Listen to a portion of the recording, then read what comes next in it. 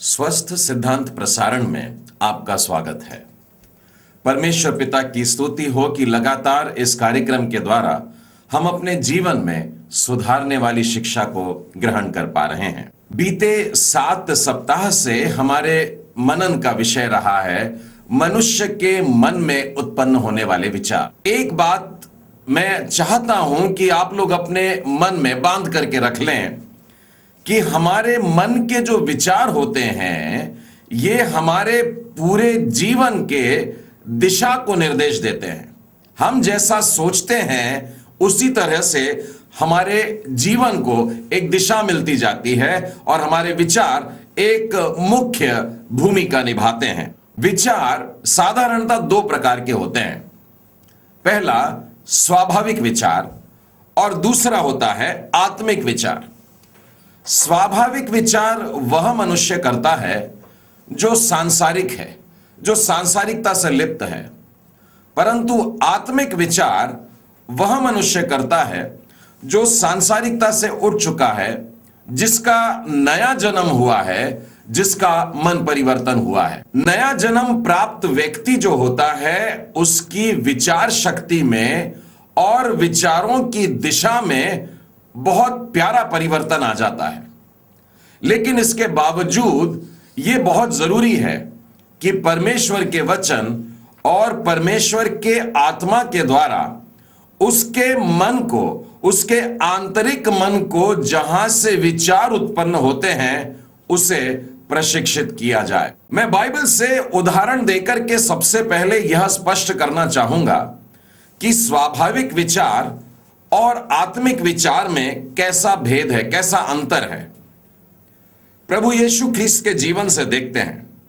मत्ती रचित सुसमाचार और उसके 16वें अध्याय में और उसके 21वें वचन से आगे प्रभु यीशु ने जब अपने जीवन का लक्ष्य अपने शिष्यों पर प्रकट किया और उसने बताया कि अवश्य है कि मैं यरूशलेम को जाऊं और पुरनियों और प्रधान याजकों और शासकों के हाथ बहुत दुख उठाऊं और मार डाला जाऊं, ऐसी बातें सुन करके उसके शिष्य परेशान हो गए।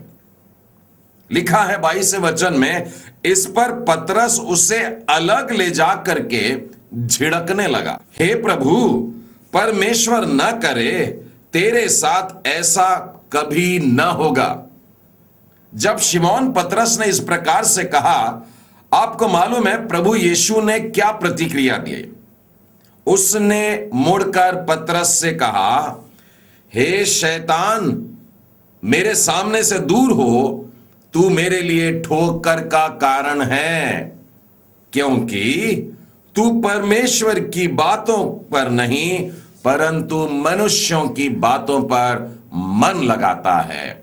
शिमोन का ध्यान, उसके मन में होने वाले विचार जो थे वो सांसारिक थे और यीशु ने यहां डांट करके, वरन बड़े कड़क शब्दों में डांट करके शिमोन को यह कहा कि तू परमेश्वर की बातों पर मन नहीं लगाता, केवल सांसारिक या मनुष्यों की बातों पर मन लगाता है। प्रियो, यह बाइबल अध्ययन माला हमारे सोच विचार में ही सुधार लाने के इच्छा से तैयार किया गया है और हमारा जो शीर्षक है वो भी यही है कि विचार कैसे न करें। अब तक हमने इस शीर्षक पर 7 पाठ सीख चुके हैं और ये 7 पाठ इस प्रकार से हैं।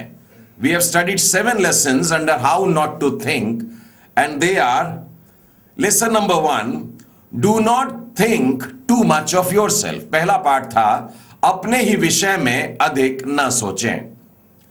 Lesson number 2, do not be over occupied with earthly things. दूसरा पाठ, सांसारिक बातों में ही लिप्त न रहें। Lesson number 3, do not desire forbidden things. तीसरा पाठ था वर्जित वस्तुओं की लालसा न रखें। Lesson number 4, do not overcrowd your mind. चौथा पाठ, अपने मन में बहुत सारे विचार न ले आए, अपने मन को विचारों से न भर दें। Lesson number 5, do not keep your mind passive. पांचवा पाठ था अपने मन को निष्क्रिय न रखें। Lesson number 6, do not be over anxious about anything. छठवां पाठ था किसी भी बात की चिंता न करें। Last week we saw the 7th lesson, and that was do not exclude God in your thinking. पिछले सप्ताह हमने 7वां पाठ सीखा था और वो था अपने सोच विचार से परमेश्वर को अलग न करें। Today we are going to see the 8th lesson under how not to think. आज हम लोग 8वां पाठ सीखने जा रहे हैं कि विचार कैसे न करें। Do not think aloud in all matters. विचार कैसे न करें। 8वां पाठ, सब बातों में अपने विचार तुरंत प्रकट न करें। मैं फिर से दोहराता हूं, how not to think. Lesson number 8, do not think aloud in all matters. विचार कैसे न करें। 8वां पाठ, सब बातों में अपने विचार तुरंत प्रकट न करें। कुछ लोग इस दुनिया में बड़े दबे दबे से रहते हैं, बुझे बुझे से रहते हैं, बोलते नहीं हैं, अपने आप में एकदम बंद से रहते हैं, शांत रहते हैं। और कुछ लोग ऐसे भी मैंने देखा है जो बहुत बोलते हैं, जरा जरा सी बात में बहुत सारी बातें बोल जाते हैं। ये दोनों भी प्रकार के लोगों से हमें बचना है और अपने आप को इन दोनों प्रकार के स्वभाव से दूर रखना चाहिए। सामान्यतः हमारे सारे विचार जो मन में चलते हैं वो हम लोगों को सुनाते नहीं रहना चाहिए। नीति वचन के 14वें अध्याय में और उसके 33वें वचन में यूं लिखा है, समझ वाले के मन में बुद्धि वास किए रहती है। जो समझदार है बुद्धि उसके जीवन में, उसके मन में वास करती है, परंतु मूर्खों के अंतकरण में जो कुछ है वो प्रकट हो जाता है, तुरंत सामने आ जाता है। जो भी कुछ यहां है वो तुरंत बोल देते हैं। ये मूर्खों की पहचान है। इसी प्रकार से नीति वचन में ही देखिए 29वें अध्याय के 11वें वचन में क्या लिखा है। लिखा है, मूर्ख अपने सारे मन की बात खोल देता है, परंतु बुद्धिमान अपने मन को रोकता और शांत कर देता है। बाइबल हमें स्पष्ट कहती है बुद्धिमान बनो, और वो चाहती है कि अपने मन के विचार को ऐसे ही उगल नहीं देना है। बुद्धिमान मनुष्य अपने मन में विचारों को रोक करके रखता है, उस पर मनन करता है, जबकि मूर्ख व्यक्ति जो होता है जैसे ही उसके मन में विचार आते हैं वो तुरंत बोल पड़ता है। प्रियो, इस बात का ध्यान रखना कि कभी भी आवेग में आकर के बोल मत पड़ना। कभी किसी ने कुछ बोल दिया और अचानक आग बबूला हो गए और बोल दिए, गुस्सा आ गया और बोल दिए, हमारे ऊपर कुछ हावी हो गया और हम बोल दिए, चिड़चिड़े हो गए और बोल दिए। जब ऐसी परिस्थिति में हमारे विचार करने के साथ साथ शब्द निकल जाते हैं तब साधारणतः हम बहुत पछताते हैं। हमारे मुंह से जो बात निकल जाती है ऐसे समय में, उसके लिए बड़ा दुख मनाना पड़ता है।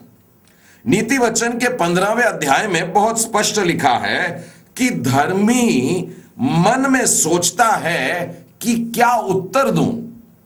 धर्मी व्यक्ति जो होता है वो सोच करके, मनन करके फिर बाद में बोलता है उसे जो बोलना है, परंतु दुष्टों के मुंह से बुरी बातें वैसे ही उबल आती हैं, वैसे ही बह जाती हैं, बिना सोचे समझे उसके मुंह से निकल जाती है। इसीलिए मैं सलाह देना चाहता हूं कि विचार करिए, सोचिए, उस पर मनन करिए और पहले वो वाक्य खुद से भी बोल के देख लीजिए, उसके बाद ही सामने वाले व्यक्ति को बोलिएगा। शब्द जो मुंह के होते हैं वो कुछ इस प्रकार के होते हैं, अगर आपके मुंह से निकल गए तो आप उन शब्दों को वापस नहीं ला सकते। कमान में से जब तीर छूट जाती है वो तीर को वापस नहीं लाया जा सकता। बिल्कुल उसी तरह से हमारे मुंह के शब्द होते हैं, निकल गए तो निकल गए, फिर ला नहीं सकते। भले ही आपको बाद में जब आप शांत बैठ करके सोचे तो आपको इस बात का एहसास हुआ होगा, हाय मैंने गलत कह दिया, मुझे ऐसा नहीं कहना चाहिए था। लेकिन जो एक बार आपके मुंह से निकल जाती है, वो बात निकल जाती है, उसको आप वापस नहीं ला पाते हो। प्रभु यीशु क्रिस्त हमको एक चेतावनी दे रहे हैं।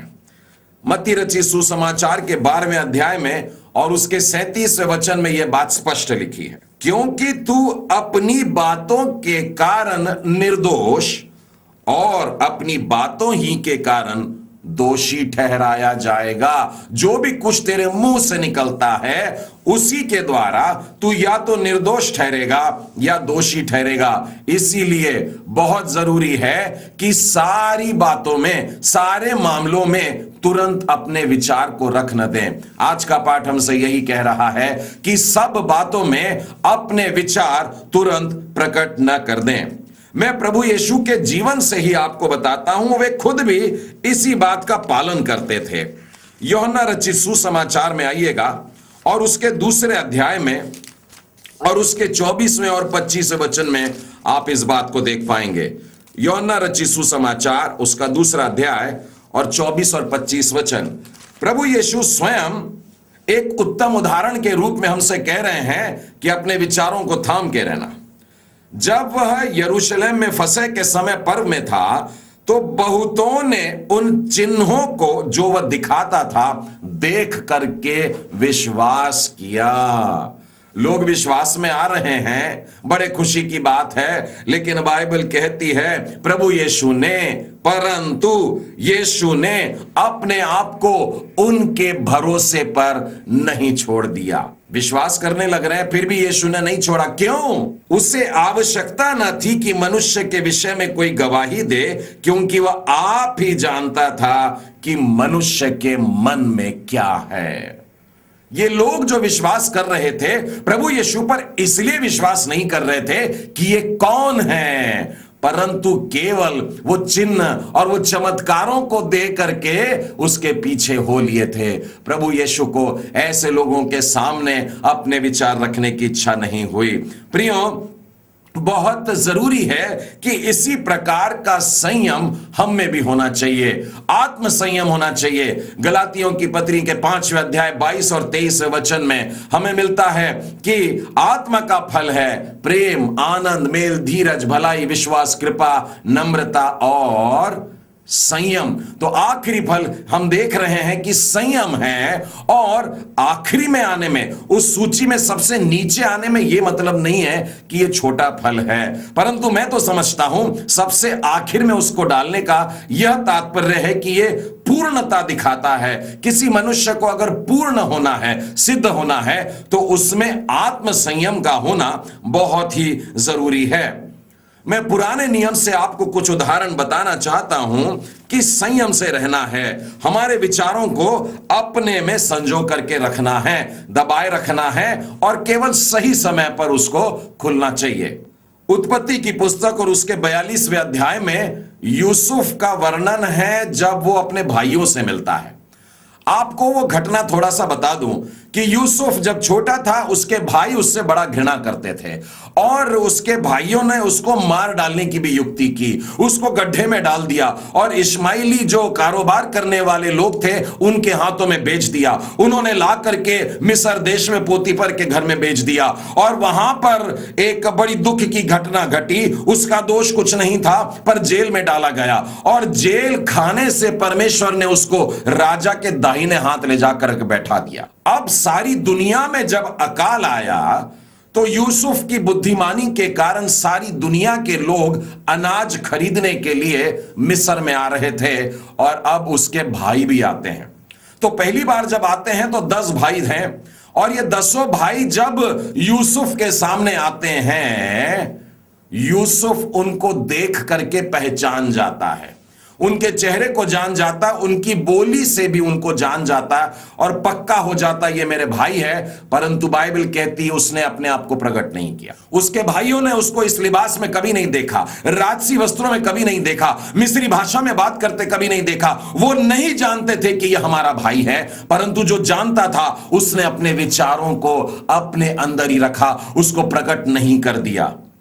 वो उनकी बातों को देखकर सुन करके मन भर आया, और जब उसकी रोने की इच्छा भी हुई तो बाइबल कहती है 24वें वचन में देखिए, तब वह उनके पास से हट करके रोने लगा, उनके सामने से दूर चला गया, उनके सामने अपना दुख किया, अपनी खुशी को प्रकट नहीं किया, परंतु वहां से दूर चला गया और वहां जाकर के रोता है। और उसके बाद अगले अध्याय में अगर आप आते हैं, अब की बार उसने अपने भाई को भी बुलवा लिया है, बिन्यामीन को बुलवा लिया है, और जब वो अपने छोटे भाई को देखता है एकदम भाव विभोर हो जाता है, रोक नहीं पाता है, और उसे आशीष देकर के 30वें वचन में यूं लिखा है, तब अपने भाई के स्नेह से मन भर आने के कारण और यह सोचकर कि मैं कहां जाकर के रोऊं, यूसुफ तुरंत अपनी कोठरी में गया और वहां रो पड़ा। उसके विचार, उसकी भावनाएं, उसका आनंद जो था इतना उछल करके आया कि वो वहां जा करके अपने बाजू के कमरे में, अपनी कोठरी में जा करके बंद करके वहां पर रोने लगा।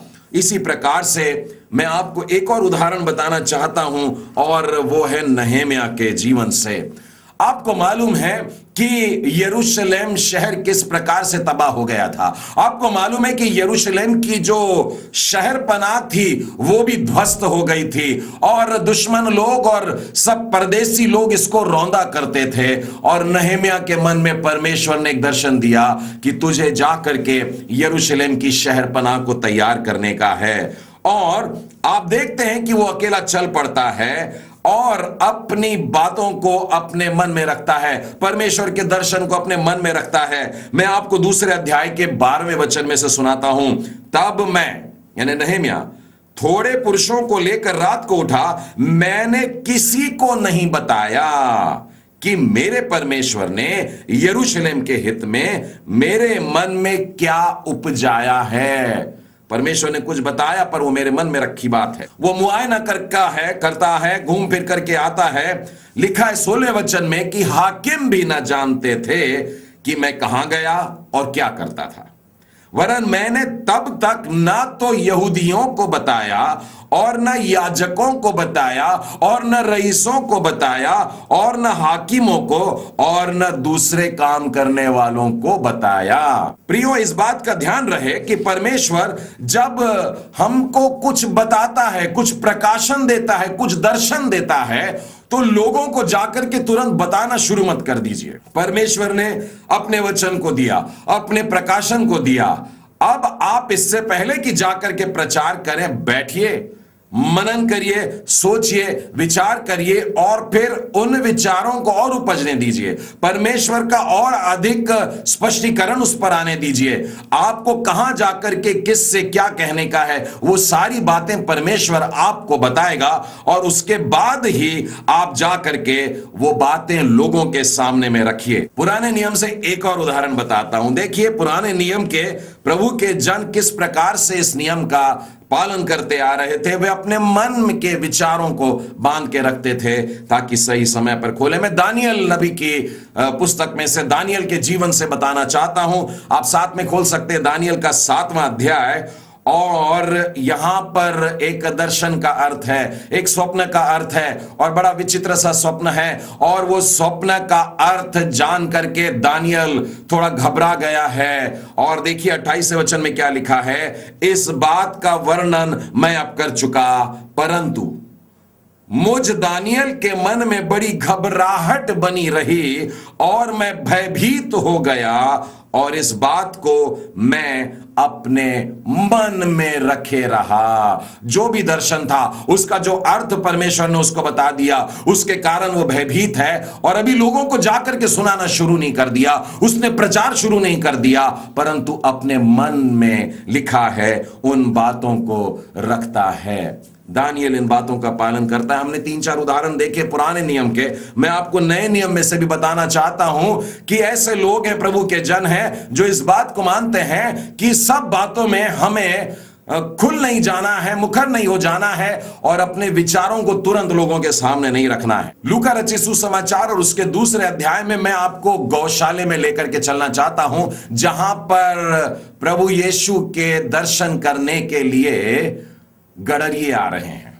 और आपको मालूम है ये जो गडरिये हैं, इन्होंने मैदान में अभी अभी दर्शन पाया है और एक स्वर्गदूत ने आकर के उससे कह दिया है कि आज दाऊद के नगर में तुम्हारे लिए एक उद्धारकर्ता जन्मा है और चिन्ह यह है कि तुम उससे कपड़े में लिपटा और चरनी में पड़ा पाओगे। और ये एड्रेस देने के बाद में ये गडरिये लोग निकल पड़ते हैं खुशी के मारे अपने मसीहा से मिलने के लिए और आते हैं और उससे देखते हैं, पहचान जाते इन्हीं के बारे में हैं और ये बातों को प्रकट कर देते हैं। 19वें वचन में लिखा है, परंतु मरियम ये सब बातें अपने मन में रख कर सोचती रही। ये सारी बातों के कारण विस्मित हो गई थी, परंतु उसने सबको बताना शुरू नहीं कर दिया कि देखो इतने सारे गडरियों ने स्वर्गदूत का दर्शन देख के मेरे बच्चे के पास में आए हैं, परंतु वो मन में रखती है और उस पर मनन करती रहती, सोचती रहती है। उसी तरह से इसी अध्याय के अंतिम भाग में आइए, तब आप देखेंगे कि प्रभु यीशु ख्रिस्त अभी 12 बरस के हो गए हैं और 12 बरस की उम्र में जब वे मंदिर में आए थे, अपने रीति रिवाज के अनुसार वे हर बार फसह के पर्व पर यरूशलेम आते थे, इस वर्ष में भी आए हैं। और जब पर्व के दिन पूरे हो गए तब वे वापस जा रहे थे। यीशु मरियम और यूसुफ के साथ में नहीं था और एक दिन का रास्ता तय करने के बाद में जब वो सोच रहे थे रिश्तेदारों के साथ में होगा, नहीं मिला, तब वे वापस यरूशलेम में आते हैं और उसको ढूंढते हैं। 1 दिन 2 दिन और फिर तीसरे दिन उसको मंदिर में पाते हैं और मंदिर में जब पाते हैं तो देखते हैं उपदेशकों के साथ में बैठ करके वो वार्तालाप कर रहा है, उनकी सुन रहा है, उनसे पूछ रहा है और लोग उसकी बुद्धि से, उसकी बातों से विस्मित थे। जब यूसुफ और मरियम वहां पहुंचते हैं और उससे कहते हैं, बेटे तूने हमारे साथ में ऐसा क्यों किया? यीशु का जवाब है, मुझे मेरे पिता के घर में रहना जरूरी है। लेकिन इसके बाद भी लिखा है वो अपने माता पिता के साथ में चला गया और उनके वश में रहा। वो वापस नासरत आता है, उनके वश में रहा और उसकी माता ने ये सब बातें मन में रखी। ये सारी बातें अपने मन में संभाल के रखती है, सोच रही है, उस पर मनन कर रही है। प्रियो, आज का पाठ हमें यही बता रहा है कि सब बातों में अपने विचार एकदम से प्रकट ना कर दें। परमेश्वर ने आपको जो भी कुछ बताया होगा, संभव है आपको स्वप्न के द्वारा बताता हो, संभव है आपको दर्शनों के द्वारा बताता हो, वचन के द्वारा बताता हो, सीधे अलग अलग तरीकों से वो आपसे बात कर सकता है। लेकिन मुख्य बात यह है कि जाकर के तुरंत ना बताएं, उन बातों को समझिए, उनको पहचानिए। संभव हो तो पुरनियों को, बुजुर्गों को जाकर के वो बातें आप सुना सकते हैं। मैं आपको सलाह बताना चाहता हूं। पौलुस एक सलाह दे रहे हैं, 1 कुरिन्थी और उसके 14वें अध्याय में और उसके 29 और 30 वचन में देखिए क्या लिखा है। भविष्यवक्ताओं में से 2 या 3 बोले और शेष लोग उनके वचन को परखें। मतलब जो भविष्यवाणी भी कर रहे हैं वे वहां बैठ करके कुछ लोगों के बीच में इन बातों को सुनाए, बात की लोग इसको परख करके देखें। परंतु यदि दूसरे पर जो बैठा है कुछ ईश्वरीय प्रकाश हो तो पहला चुप हो जाए और इस प्रकार से अपनी बातों को लोगों तक पहुंचाने के पहले हम आपस में इन बातों को रखें और करें। और जब हम इस प्रकार से करेंगे प्रियो, तो हमारी कलीसिया की बहुत सारी परेशानियां वैसे ही समाप्त हो जाएंगी, मिट जाएगी। हमें बहुत जरूरी है कि हम खामोश रहना सीखें। बहुत से लोग इसे 10वां वरदान कहते हैं। आत्मा के 9 वरदानों के बारे में पता है, लेकिन लोग कहते हैं अगर 10वां वरदान है तो वो यही है कि हमें शांत रहना आना चाहिए, हमें खामोश रहना आना चाहिए। और यदि ऐसा करें तो हम बहुत सारे झगड़ों को मिटाने का कारण बनते हैं। एक और अत्यंत महत्वपूर्ण बात आपसे कहना चाहता हूं। सिर्फ यह जरूरी नहीं है कि हम क्या कहते हैं, परंतु यह भी जरूरी है कि हम किससे कहते हैं। और प्रभु यीशु ने यह बात बहुत सरल शब्दों में और कड़क शब्दों में भी बताया है। मत्ती रचित सुसमाचार उसके 7वें अध्याय का 6वां वचन, अपने मोती सुअरों के आगे मत डालो, ऐसा ना हो कि वे उन्हें पांव तले रौंदे और पलटकर तुमको फाड़ डाले। सुअरों को वैसे भी मोती की कीमत नहीं समझती, उनको स्वर्गीय बातें समझ में नहीं आती हैं। ये सांसारिक लोग हैं जो रौंदते हैं इन बातों को, परमेश्वर की बातों को रौंद करके चलते हैं, और लिखा है बाद में पलट करके तुम पर ही वार करें। ऐसा नहीं होना चाहिए। गलातियों की पुस्तक और उसके 2 अध्याय और 2 वचन में लिखा है, मेरा जाना ईश्वरीय प्रकाशन के अनुसार हुआ। पौलुस प्रेरित अपने बारे में भी स्पष्ट कर रहे हैं कि मैंने भी बहुत चुन चुन करके लोगों को सुसमाचार दिया है, और जो समाचार मैं अन्य जातियों में प्रचार करता हूं उसको मैंने उन्हें बता दिया, पर एकांत में उनके जो बड़े समझे जाते थे, ताकि ऐसा ना हो कि मेरी इस समय की या पिछली दौड़ धूप व्यर्थ ठहरे। इतने सारे प्रकाशनों के लिए परमेश्वर ने उसे चुना, लेकिन वो जाता है और चुने हुए लोगों को ये बातें बताता है। प्रियो, बेहद जरूरी है कि हम अपनी बातें किसके सामने रखते हैं, हम अपना मन किसके सामने खोलते हैं, हम अपने दिल की बातें किसके सामने रखते हैं। और बहुत जरूरी है, जैसे पौलुस कहता है 2 कुरिन्थी और उसके 7वें अध्याय में, हमें अपने हृदय में जगह दो, हमने किसी के साथ अन्याय नहीं किया, न किसी को बिगाड़ा और न किसी को ठगा है। तुम हमारे हृदय में बस गए हो, हम तुम्हारे साथ मरने जीने के लिए तैयार है। यदि प्रभु का ऐसा कोई सेवक है तो उसके सामने आप अपना हृदय खोल सकते हैं। लेकिन आज के समय में ऐसे झूठे शिक्षक, ऐसे झूठे भविष्यवक्ता, ऐसे झूठे प्रेरित निकल पड़े हैं जो चाहते हैं कि आप अपने मन की बात उन्हें बता दो, आप अपना पाप अंगीकार कर दो, आप अपने जीवन की कमजोरियां उनको सुना दो, ताकि वे लोग बाद में आपके साथ में दुर्व्यवहार भी करें। इसलिए सतर्क रहना प्रियो, ऐसे स्थान से दूर चले जाना, ऐसी संगति से दूर चले जाना जहां लोग आपके दिल की खोल करके सारी कमजोरियों को बताने के लिए कहते हैं। आपका मन परमेश्वर के लिए बहुमूल्य है, आपके विचार परमेश्वर के सामने अत्यंत महत्वपूर्ण है।